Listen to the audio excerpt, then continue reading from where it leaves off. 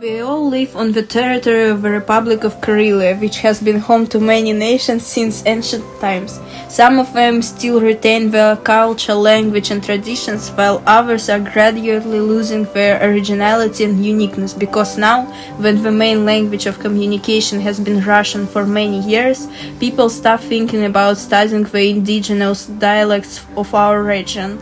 All this leads to a gradual decrease in the number of speakers of the Karelian, Veps, Finnish and also Sami languages in the territory of the Republic. Fortunately, there are those among us who dedicate their lives to studying the national languages of Karelia, working with them, popularizing and preserving different traditions. So the employees of the State Archive of the Republic of Karelia keep a huge number of documents one way or another connected with the history of our republic. We talked with some of them and found out how knowledge of the languages of the indigenous peoples of our republic helps them during their work, and also asked a few more interesting questions.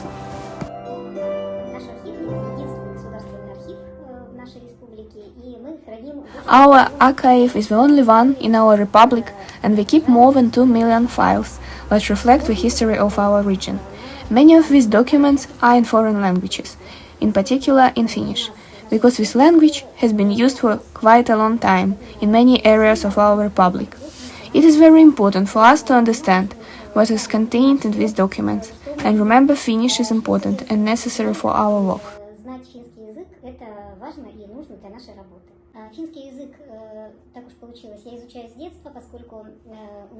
It just so happens that I have been studying Finnish since childhood, since my father is an officer of the border troops.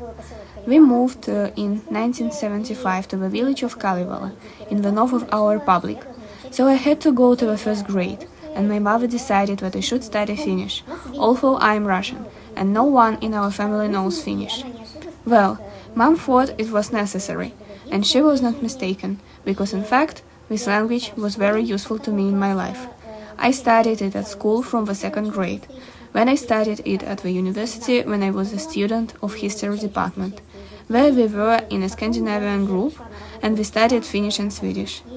When I already came to work in our archive and was faced with the fact that this language is very necessary here, because you need to work with documents and correspondence in Finnish. We are receiving appeals in Finnish from residents of a neighboring state. And besides, researchers who also spoke only Finnish came to us. Katsoin siihen, että he ovat tästä niin monta matkaa tehneet ja pyytäneet toista yöstä. I work at the National Archive of the Republic of Karelia, but besides that, I do other things. I participate in a folklore team and in the social movement of the Republic of Karelia. I'm a Karelian by nationality, so I have been familiar with the Karelian language since childhood. It was spoken by grandparents, it was used by parents. But I belong to the generation that wasn't taught the Karelian language in principle, and we studied it on our own, in courses and in some other way. On the one hand, for us it's a language that we have heard since childhood, and it's native to us. On the other hand, it's a language that we learn. I use it very limited. As I have already said, I'm a member of a folklore team. We restore the folklore of Karelia and perform the works the way they sounded. Most our performances are in the Karelian language, but recently we have started staging performances in Vepsian. Due to the fact that our performances are in Karelian, we need to know how it sounds. We should pay attention to both dialects, northern and southern, speak them correctly, and sing songs correctly.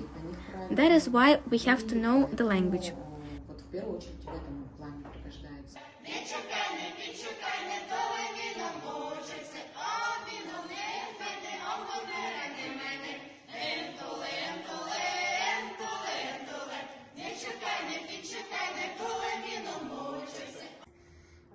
Secondly, I'm the member of the Karelian People Union. Those meetings are held mainly in Karelian in both dialects, so I have to understand the language. Unfortunately, I don't speak it fluently. I don't use it all the time, but I needed to participate in folklore team. Karelian is the language of my ancestors. I identify myself through the language. So I realized that it's important to speak the native language as it's part of national self-determination.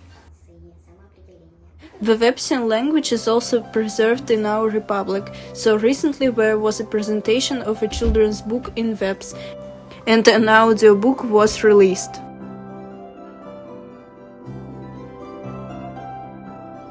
The Republic of Karelia is now one of the most indigenous regions of our country, and therefore it's very important to protect its cultural heritage and preserve national languages.